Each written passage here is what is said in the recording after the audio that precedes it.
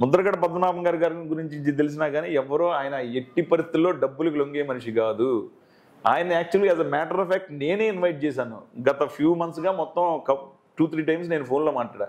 యాక్చువల్గా ఈ రోజు కూడా మాట్లాడాను. ఈరోజు శివరాత్రి సందర్భంగా విషయం చెప్పాను. ఈరోజు మాట్లాడితే ఆయన ఖచ్చితంగా జాయిన్ అయిపోతున్నాను, సీఎం గారు ఎప్పుడైతే ఓకే అంటారో ఒక 2-3 డేట్లు ఇస్తున్నాను, ఈ 2-3 డేట్లు జాయిన్ అయిపోతున్నాను. పవన్ కళ్యాణ్ పోటీగా తీసుకొచ్చారా సార్? పవన్ కళ్యాణ్ పోటీ అంటే యాక్చువల్గా మొత్తం ఇంతకు ముందు అడిగినప్పుడు ఆయన ఎట్టి పరిస్థితుల్లో రానని చెప్పారు.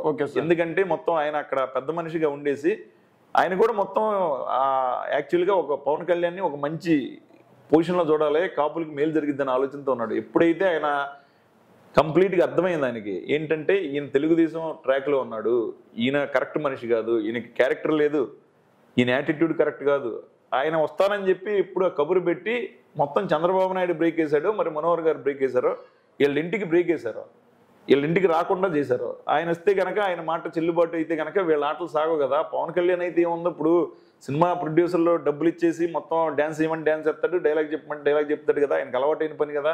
అలాగే వీళ్ళు ప్యాకేజ్ ఇచ్చి మొత్తం వీళ్ళు ఇచ్చిన స్క్రిప్ట్ చదువుతున్నాడు అక్కడ ఎన్ని రోజుల నుంచి. అదే వన్స్ పవన్ కళ్యాణ్ పద్మనాభం గారు వస్తే అది సాగవు. అలాగే జోగి గారి మాటలన్నా సాగవు. అందుకని వాళ్ళిద్దరిని రాకుండా వాళ్ళిద్దరు మాటలు వినకుండా దూరం పెట్టారు. దీనిలో వైఎస్ఆర్ కాంగ్రెస్ పార్టీ పాత్ర ఎక్కడ? అలాగే వాళ్ళు నిజంగా ముక్కుసూటి మనుషులు, సీనియర్లు, నిజంగా ఎటువంటి అవినీతి మరకలు లేరు. ఎక్సెప్ట్ వాళ్ళ క్యాస్ట్కి వాళ్ళ కులానికి మొత్తం మంచి జరగాలని ఒక్క స్వార్థం వాళ్ళలో ఉండొచ్చు. అది కూడా ఇన్ ఏ వే గుడ్. వాళ్ళు అట్లీస్ట్ వాళ్ళ కులం వాళ్ళని డెవలప్ చేసుకుందామని ఆలోచిస్తున్నారు. అట్లాంటిది మన పక్క వస్తే అట్లాంటి నాయకులు మంచిదని చెప్పేసి వస్తారంటే డెఫినెట్గా వస్తామని జాయిన్ అవుతామని ఇప్పుడు అన్నారు. ఇది పవన్ కళ్యాణ్ ప్యాకేజీ తీసుకుని మొత్తం వీళ్ళ మాట వింటలేదు కాబట్టి వాళ్ళు వచ్చారు. అంతేగాని మొత్తం దీనిలో మా వైఎస్ఆర్ కాంగ్రెస్ పార్టీ కుట్రే ఉంది.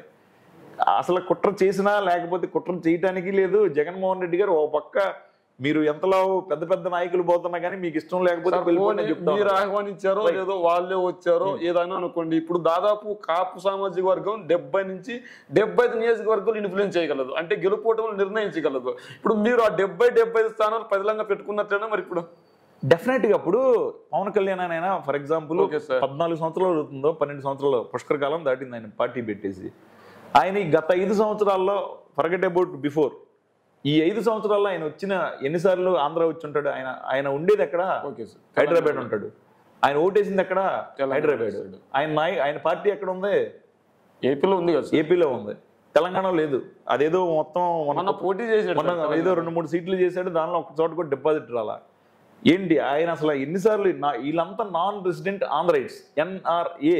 మేమంతా NRI లాగా ఆయన NRAలు. ఈయన కానీ చంద్రబాబు నాయుడు కానీ లోకేష్ కానీ వాట్ ఎవర్. మన కర్మ ఏంటంటే వీళ్ళంతా కనీసం మన స్టేట్లో సరిగ్గా వీళ్ళు ఉండటానికి ఇల్లు ఉండదు, ఓటు హక్కు ఉండదు. వీళ్ళ పిల్లలు ఎక్కడ చదువుతారో, వీళ్ళ భార్యలు ఎక్కడ ఉంటారో, వీళ్ళ కుటుంబాలు ఎక్కడ ఉంటాయి, వీళ్ళ వ్యాపారాలు ఎక్కడ ఉంటాయి.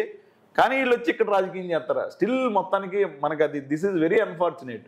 కాబట్టి నెక్స్ట్ మీరు అడిగిన క్వశ్చన్కి ఆన్సర్ ఏంటంటే వీళ్ళకి ఎటువంటి సంబంధాలు ఉన్నాయి? ఓన్లీ సినిమా గ్లామర్ తప్పితే పవన్ కళ్యాణ్కి వీళ్ళు నిజమైన నాయకులు. ముద్రగడ పద్మనాభం గారిని చూసుకుంటే దాదాపు నాకు తెలిసి 78లో ఫస్ట్ ఎమ్మెల్యే అయ్యాడు. హరిరామజోగి గారు అయితే అసలు 60sలో అయ్యారు. నాకు తెలిసి జడ్పీ చైర్మన్. ఏంటి దాదాపు 60 ఏళ్ళు ఆయన 55-60 ఏళ్ళు సుదీర్ఘమైన రాజకీయ ప్రస్థానం. ఆ ఈస్ట్ వెస్ట్లో వీళ్ళంతా ఇన్ఫ్లుయెన్స్, వీళ్ళ మాట చెప్తే మొత్తానికి వాళ్ళకున్న క్రెడిబిలిటీ వాళ్ళకి. Okay sir. కాబట్టి వాళ్ళకి డెఫినెట్గా ఇన్ఫ్లుయెన్స్ ఉంటుంది. వాళ్ళు ఏది మంచిదంటే అది జరుగుద్ది. పైగా వాళ్ళంతా డెఫినెట్గా ఈయనతో ఏమి తేలదో. మనం పవన్ కళ్యాణ్ని ముఖ్యమంత్రిని చేద్దాం అనుకుంటే పవన్ కళ్యాణ్ వచ్చేసి చంద్రబాబుని చేద్దాం అనుకుంటున్నారు. సో దానివల్ల వంగవీటి మోహన్ రంగ గారిని హత్య చేసింది ఎవరో వాళ్ళందరికీ తెలుసు కాబట్టి ఈయన ప్యాకేజీ కోసం పోయినా వాళ్ళు పోలేకపోతున్నారు. అందుకని దీనివల్ల ఉపకారం లేకపోగా అపకారం ఉంటుంది కాబట్టి ఆయన అటు పోవటం వల్ల అందుకని వీళ్ళంతా ఈ స్టాండ్ తీసుకున్నారు. డెఫినెట్గా వీళ్ళందరూ ఈస్ట్ వెస్ట్లో మంచిగా మనకి డెఫినెట్గా సపోర్ట్ చేస్తారు. 100% అక్కడ వైఎస్ఆర్ కాంగ్రెస్ పార్టీ ఇంతకుముందు ఎలా ఉన్నా కొంచెం అటు ఇటు ఉన్నా కానీ కాపు కమ్యూనిటీ ఉన్న చోట వీళ్ళందరూ రావటం వల్ల డెఫినెట్గా మనకు బాగుంది. అదిగాక ఇంకా ముఖ్య విషయం ఏంటంటే TDP Janasena party alliance announce చేసిన తర్వాత అక్కడ 24 సీట్లు తీసుకున్న తర్వాత కాపు యూత్, కాపుల్లో ఎస్పెషల్లీ పార్టీలో ఉన్న జనసేనలో మనోభావాలు బలంగా దెబ్బతిన్నాయి. బెస్ట్ ఎగ్జాంపుల్ వీళ్ళది ఎంత దారుణంగా ఉందంటే పవన్ కళ్యాణ్ తర్వాత డిపాజిట్ ఇచ్చింది కందుల దుర్గేష్ గారికి రాజమండ్రి రూరల్లో. అది తీసేసి అక్కడ 40 నుంచి 45,000 ఓట్ల మధ్యలో వచ్చినాయి. ఈసారి ఆయన ఎప్పటి నుంచో గత 5 ఏళ్ళ నుంచి డోర్ టు డోర్ తిరిగి మొత్తం అంతా రెడీ చేసుకున్న తర్వాత ఇప్పుడు ఒక 20 ఏళ్ళు వచ్చినాయి పక్క నిడదవోళ్ళు. ఆయన తీసుకెళ్లి కొత్త నియోజకవర్గాన్ని నిడదవోళ్ళు పెడుతున్నారు. సో ఇక్కడ మొత్తం రెడీ చేసుకుని మొత్తం అంతా చేసుకుంటే డిపాజిట్ వచ్చింది పవన్ కళ్యాణ్ తర్వాత ఈయన ఒక్కడికే స్టేట్లో. సో అది తీసేసి నిడదవోళ్ళు పంపిస్తున్నాడు. ఆయన నిడదవోళ్ళు ఎట్ట గెలుస్తాడు? 24 సీట్లలో మొత్తం నిన్న మొన్న ఇక్కడ ఒక ఇంటర్వ్యూలో కాపు నాయకుడు ఒక ఆయన చెప్పారు, 8 సీట్లల్లా తెలుగుదేశం సానుభూతి పరులు, 8 సీట్లల్లా తెలుగుదేశంలో వెళ్తానికి రెడీ అయిన వాళ్ళని ఇటు పంపించేసి జనసేనలో 8 సీట్లు తీసుకున్నారు. చివరికి నిజంగా దక్కిన 8 సీట్లు, చివరి 8 సీట్లు మాత్రం జనసేనకు కష్టపడ్డాళ్ళు. అలాగే జగ్గంపేటలో పాతంశెట్టి సూర్యచంద్ర అనే క్యాండిడేట్ ఉన్నాడు. 800 రోజులు మొత్తం డోర్ టు డోర్ క్యాంపెయిన్ చేశాడు. దాదాపు కొన్ని లక్షల మొక్కలు ఇచ్చాడు. ఏది గాజు గ్లాస్ గుర్తుని గెలిపిండని 5 సంవత్సరాల్లో ఇంటికి పోకుండా తిరుగుతాడు 800 రోజులు భార్యాభర్తలు ఇద్దరు. చివరికి ఆ జగ్గంపేటలో మొన్న అనౌన్స్ చేసిన తర్వాత సీటు ఆయనకు లేదని చెప్పిన తర్వాత దాదాపు 6 రోజులు నిరాహార దీక్ష చేశాడు. ఏంటి? సో ఆయనకి ఏం చెప్పారో, రబ్బర్ చెప్పులు వేసుకునేవాడిని అసెంబ్లీని పంపిస్తానని చెప్పి హామీ ఇచ్చా అంట. ఆ కుర్రాడు మామూలు ఏదో ఊరికే క్యాండిడేట్ కూడా మంచి 5 సార్లు ఉత్తమ సర్పంచ్గా అవార్డు అందుకున్నాడు, ఓసారి నేషనల్ అవార్డు అందుకున్నాడు మోడీ దగ్గర. అలాంటి క్యాండిడేట్ కూడా మొత్తానికి నువ్వు సీట్ ఇప్పకుండా అంత కష్టపడి పనిచేసిన ఆయనకి అది తీసేసాయి. తర్వాత అప్పుడు 8 సంవత్సరాల పాటు మొత్తం అక్కడ రాయలసీమలో కుర్రాడు ఉన్నాడు పసుపులేటి సందీప్ అని. 8 సంవత్సరాల పాటు మొత్తానికి ఆ పార్టీ కార్యాలయంలో మొత్తం అన్నీ తానై మొత్తం వ్యవహరించిన తర్వాత అతను బయటికి పంపించారు. అలాగే అద్దేపల్లి శ్రీధర్ తీసుకో, రామ్మోహన్ రావు తీసుకో, మొత్తం ఎవరో సీనియర్లో మేధావులు ఎవరో ఒక్కళ్ళు కూడా ఉండలేకపోతున్నారు కదా.